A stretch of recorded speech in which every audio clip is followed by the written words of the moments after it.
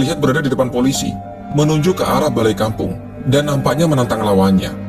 Meski demikian, warga mengatakan video tersebut tak ada kaitan konfliknya dengan Hasan Busri.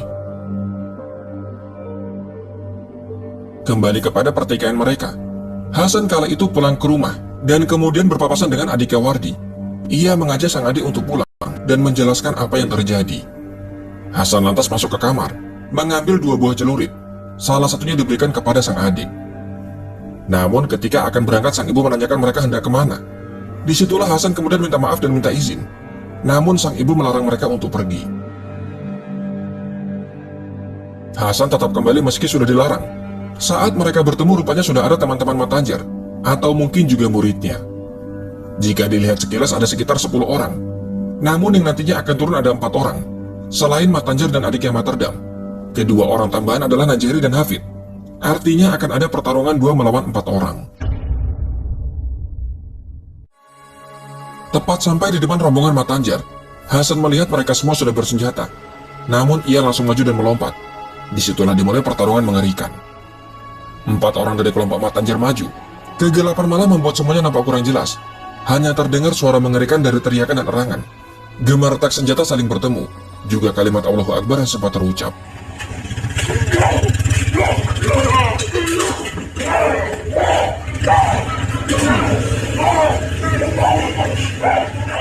Jika melihat dari pengakuan Hasan, Hasan melawan Matanjar dan adiknya, sementara Wardi melawan Najeri dan Hafid. Dalam pertarungan tersebut, celurit Hasan patah. Ia lantas mengambil dari milik lawannya yang sudah tumbang, dan ia gunakan kembali untuk bertarung.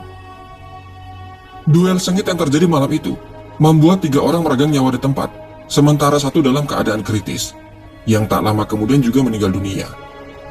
Semua yang tumbang berasal dari kelompok Matanjar. Sementara Hasan dan adiknya, meski jaket yang digunakan sobek terkena sabetan, ajaibnya tak ada luka sama sekali. Tak terima melihat semua itu, seorang dari kelompok Matarjan yang tadinya hanya melihat, kini turun mengejar Hasan Busri.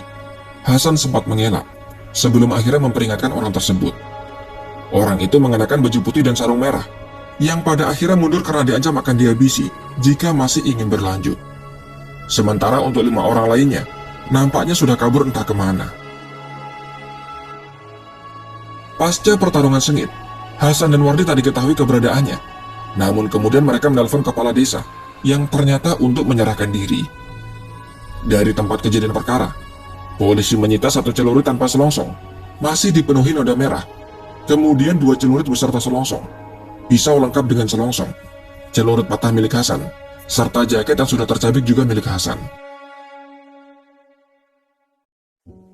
Atas viralnya video Caro, beragam reaksi timbul dari warganet. Banyak yang mendukung Hasan dan adiknya. Beberapa bahkan mengusulkan untuk membuka donasi. Ada pula yang mengatakan cerita Hasan nampaknya terlalu berlebihan. Entah bagaimana kebenarannya. Ada baiknya semua diserahkan kepada kepolisian. Sementara itu, pasca duel yang terjadi, polisi dikerahkan untuk mengamankan beberapa area. Warga percaya akan ada aksi balasan. Tempat Matanjar tumbang juga ditandai dengan kayu-kayu. Mereka percaya itu sebagai tanda bahwa akan ada cara susulan. Syukurnya polisi bisa meredam semuanya, hingga tak terjadi aksi balasan. Semuanya sudah terjadi. Kepedihan mendalam pastinya dirasakan oleh keluarga korban. Bahkan Hasan juga menyesali semuanya. Ia menyesali terbawa emosi, serta sedih jika mengingat kembali orang yang telah ia bunuh. Andaikan saja bisa diselesaikan secara baik-baik, maka tak perlu ada duka dirasakan. Apalah daya, kini semua sudah terjadi. Hasan serta adiknya akan dijerat dengan pasal 340 KUHP dan atau pasal 338 KUHP. Ancaman pidananya adalah 15 hingga 20 tahun penjara, atau bahkan penjara seumur hidup. Hingga kini belum ada vonis yang ditetapkan. Jika ada kesalahan dalam video, informasi yang kurang atau pendapat yang berbeda, silahkan berikan komentar kalian. Sampai di sini kisah dari admin. Sampai jumpa.